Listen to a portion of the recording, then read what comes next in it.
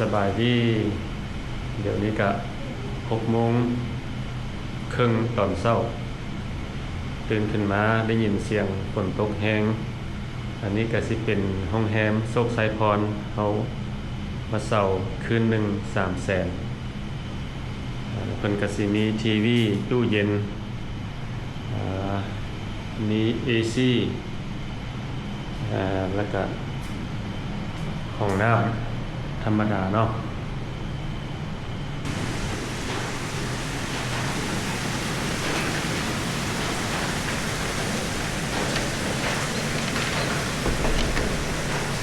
อันนี้สิเป็นห้อง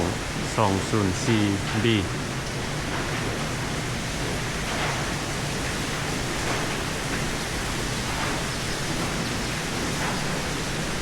ไหลลงไป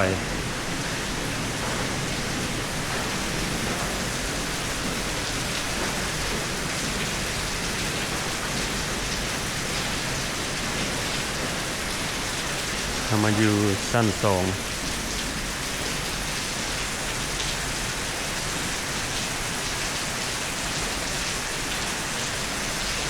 นี่แหละประเทศลาวเนาะส่วนหลายแล้วบุญปีใหม่เลยก็ที่เข้าฤดูฝน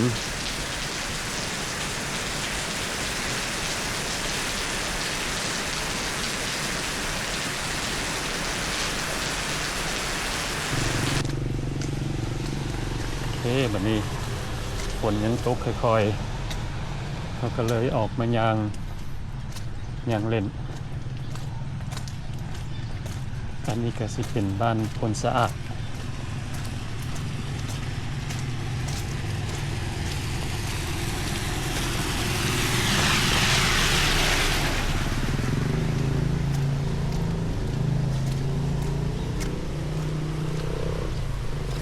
เมื่อคืนนี้ฝนตกแรง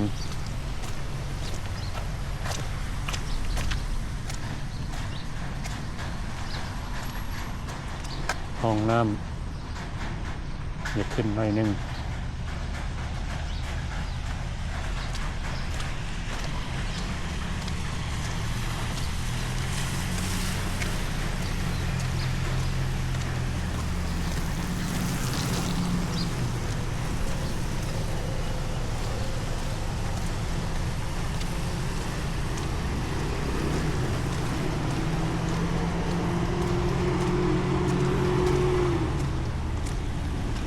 ต้นมากกระทิน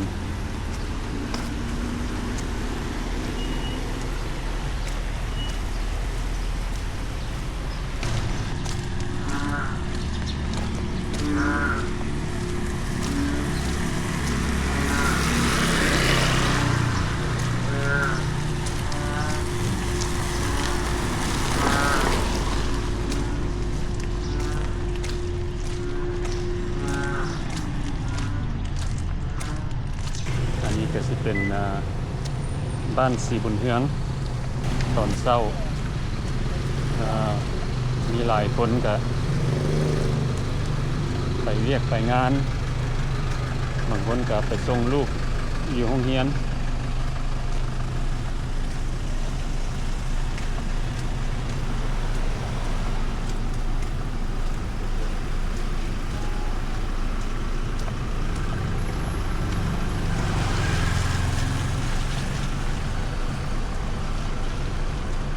แนมเห็นควรข้ามทางหันก็สิเป็นห้านปิ้งไก่นาพง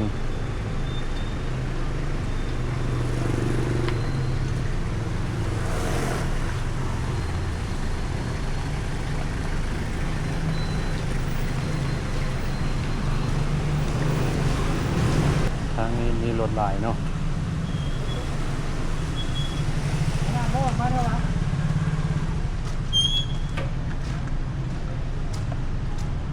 อันนี้ก็สิเป็นห้องเข้าไปวัดสีบุญเฮือง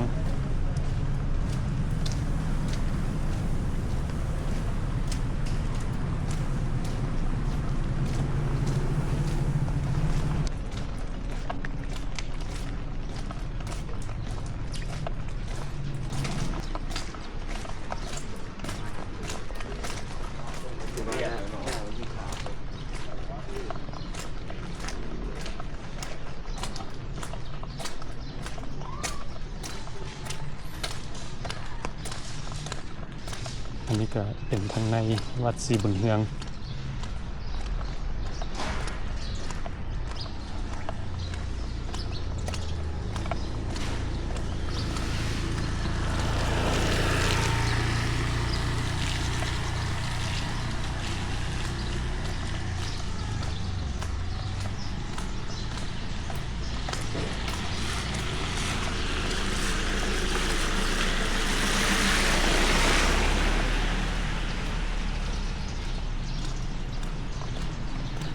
เข้ามาย่างลัด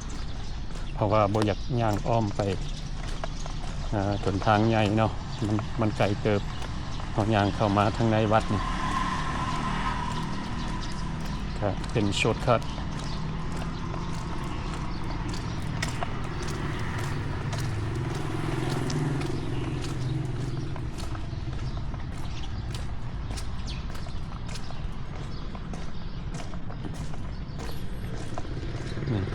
ธรรมดาเฮาย่างลัดมาทางพุ่นก็ได้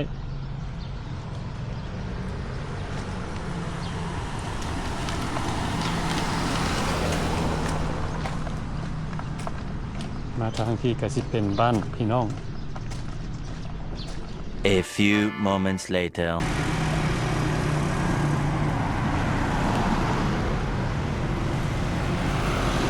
เดี๋ยวนี้ฝนก็เศร้าแล้วออกมายางแถวบ้านศรีบุญเฮืองอันนี้เพิ่นก็สิมีรายการก่อสร้างเขาก็บ่ฮู้ว่าแม่นอีหยังเนาะ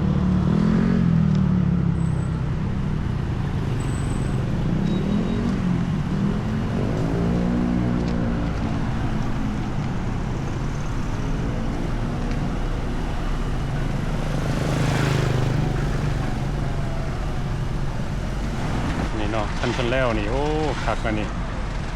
มีบอนจอดรถ7สั้น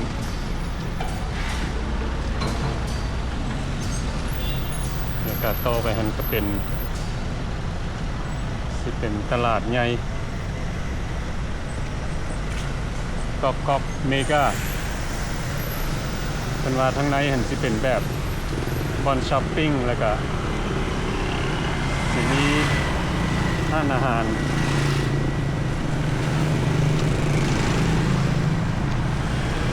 อีกเล็กน้อยมันก็แล้วเนาะ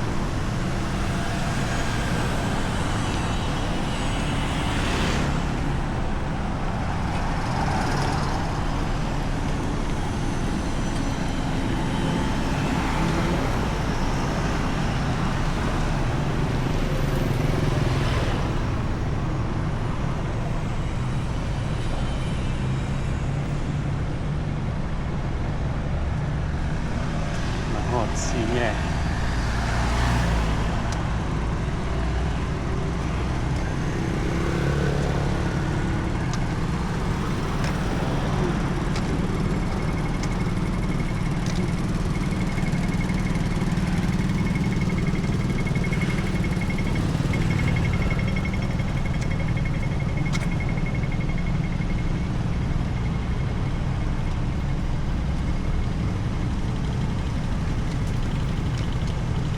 การรถลายเดี๋ยวนี้เขาก็บ่ได้เฮ็ดอีหยังเนาะแต่ยางออกมาเล่นมื้อนี้อากาศก็บ่ได้ร้อนปานใดเขาก็ย่างไปหลายบ่อนย่างมาฮอดแถวเดินธาตุหลวงอันนี้สิเป็นบ้านหนองบอน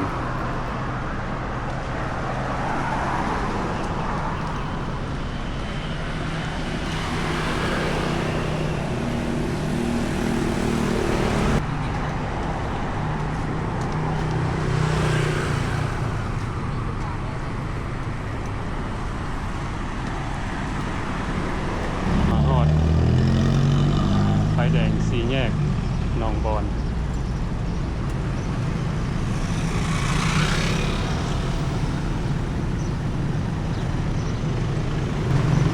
Joma Bakery Cafe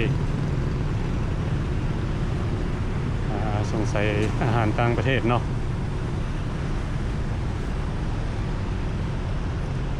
มาทางพีกาซิมีห้านขายยาอันนี้ก็สิเป็นห้านเมียง Real Saigon Taste สิเป็นข้าวจีปาเต้ก้อนหนึ่ง35,000 กีบโอ้ลองมึงติ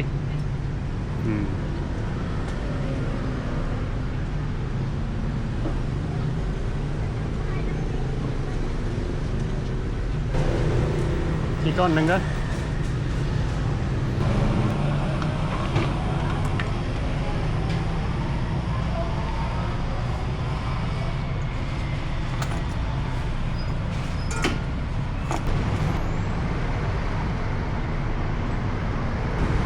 ได้ละปากีปาเต้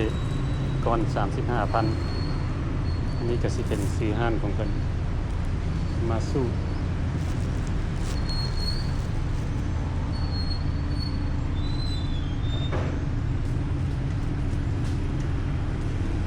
ถ่ายดอกไม้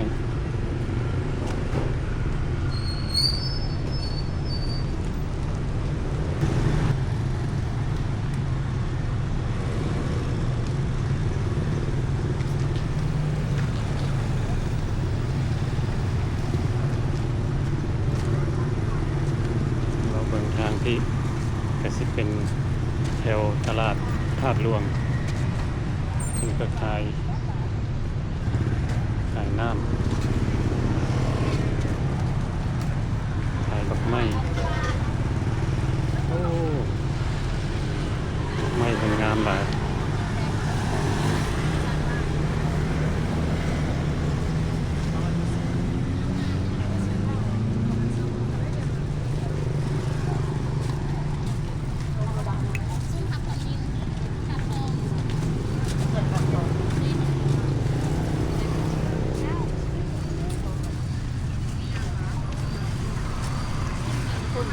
เดี๋ยวนี้มากกว่าวิ่นมาแล้ว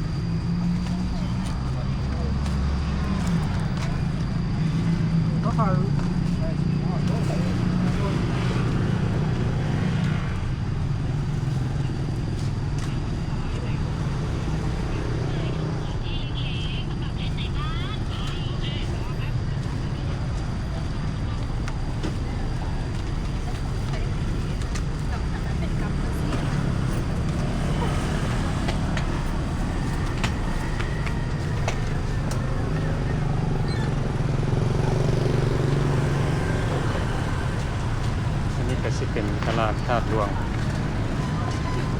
เราเคยมาถ่ายหลายเทื่อแล้วเนาะวันนี้เราสิบ่ไปถ่ายมื้อนี้ละสิย่างตามทางไปฝากพุ่น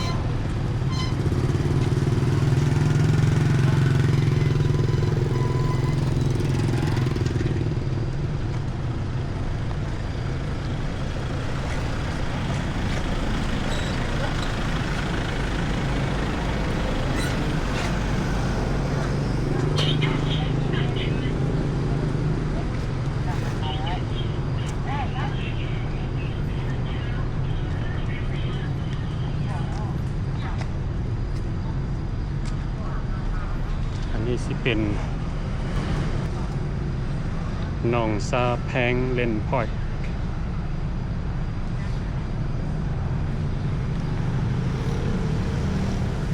มาเบิ่งทางพี่เนาะอยู่แถวนี้ก็มีหลายห้านอยู่คีมทาง ข้างหน้าพุ่นก็สิเป็นธาตุหลวงทีนทางนี่ก็สิเป็นห้านคาเฟ่แอมะซอนเป็นห้านชื่อเสียงดังแล้วก็ต่อมานี่ก็สิเป็นห้านลอตโตเลียอาห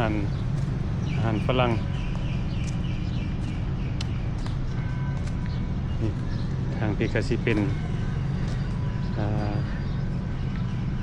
นองซาพังเล่นพอร์ตโอ้โหดอกไม้เป็นงาม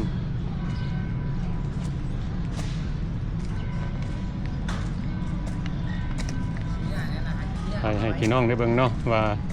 ทางในนี่มีอย่าง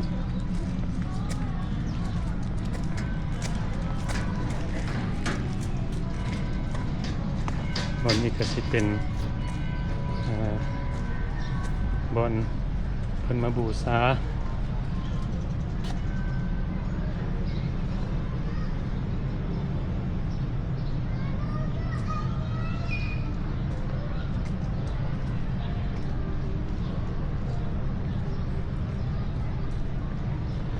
นี่พุ่นก็สิเป็นห้านพิซซ่าคัมพานีแล้วก็ต่อไปหันก็เป็น Dairy Queen โอเคเราเบิ่งทางที่ว่าเป็นมีห้านอย่างไรอันนี้ก็สิเป็นห้านซินดาดใบลาวเดิมซินดาด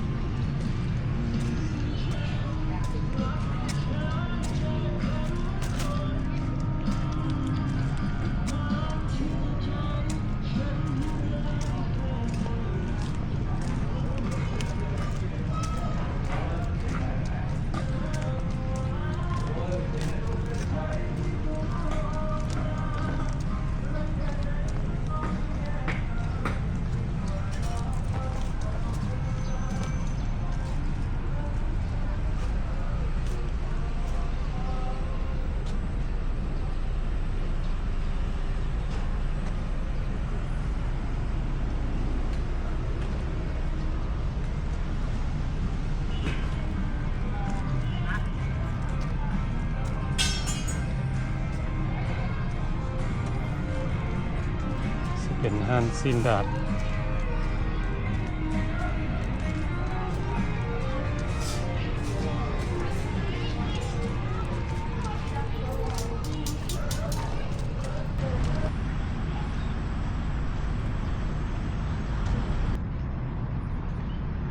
อันนี้ก็สิเป็นถาดขาว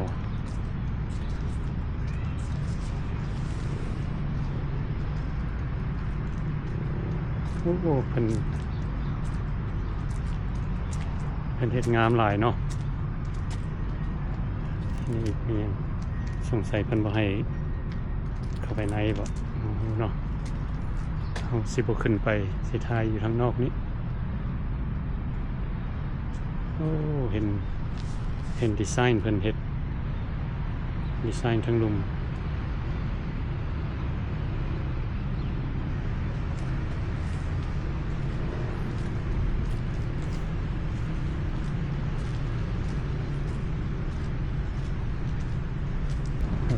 วันนี้เราสิมานั่งกินข้าวจีปาเต้อยู่ทางหน้าธาตุขาว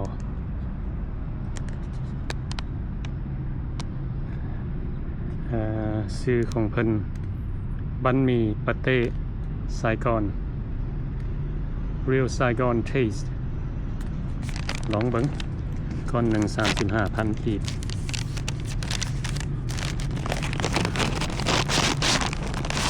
นี่เนาะก้อน35,000 กีบก็ใหญ่เติบข้างในเพิ่นก็มี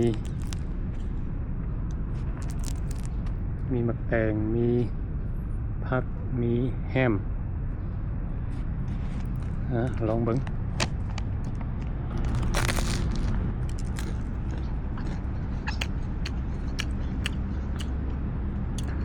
แซ่บ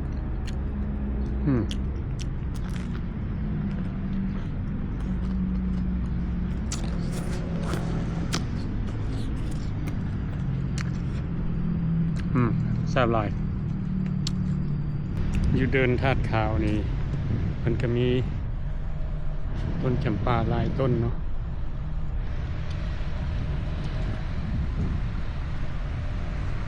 งามอยู่บริเวณนี้งามหลาย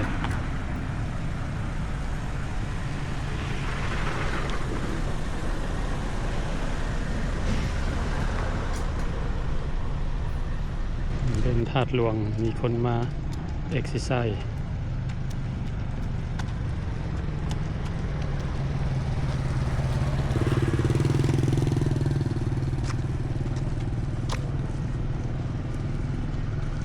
จะมีคนมาขายเครื่อง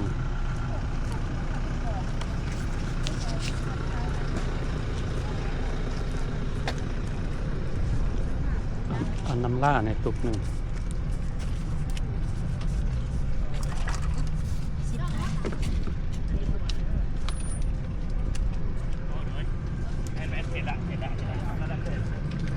ขอบใจ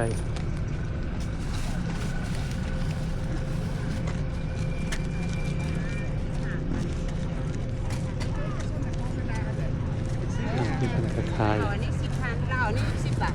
อ๋ออีกแล้วมาพรเจ้าอีก5,000เนาะ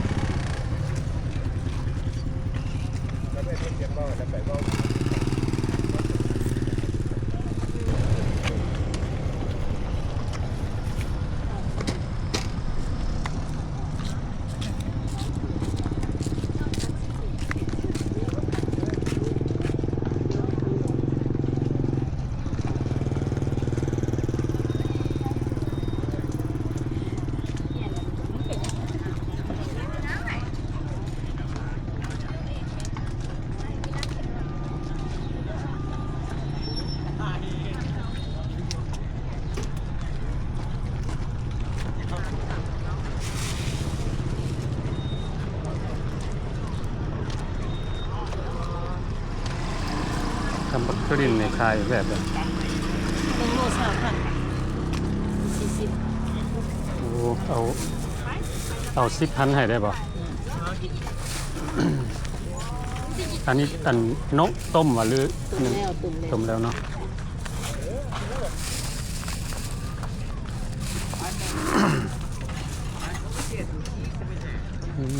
ขอบใจ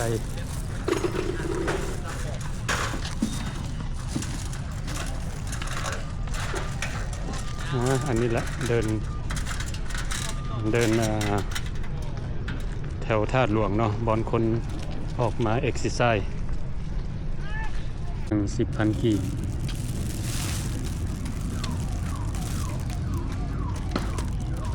เอากระสินั่งแก้บักทุดินอยู่นี่จักหน่อยเนาะเห็นคนย่างไกลไปไกลมาเอ็กซิไซส์บางคนก็นั่งพักผ่อน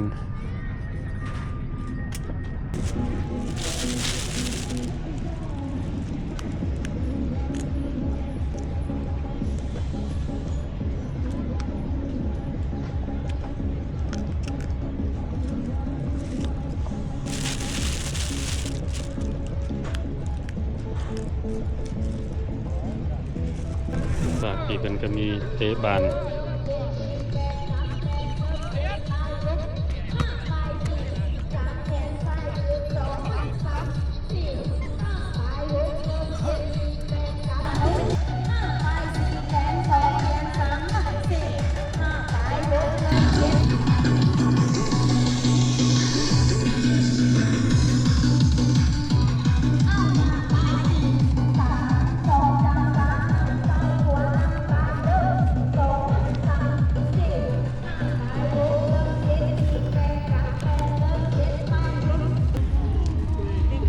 วิดีโอนี้ก็ได้มาถ่ายให้เบิดทุกคนได้เบิ่งน้ำกันเนาะมื้อนี้ก็บ่มีหยังหลายเฮาออกมาย่างเล่นแล้วก็ออกมาเล่นเดินธาตุหลวงแวะกินข้าวจี่กับทุดินเนาะ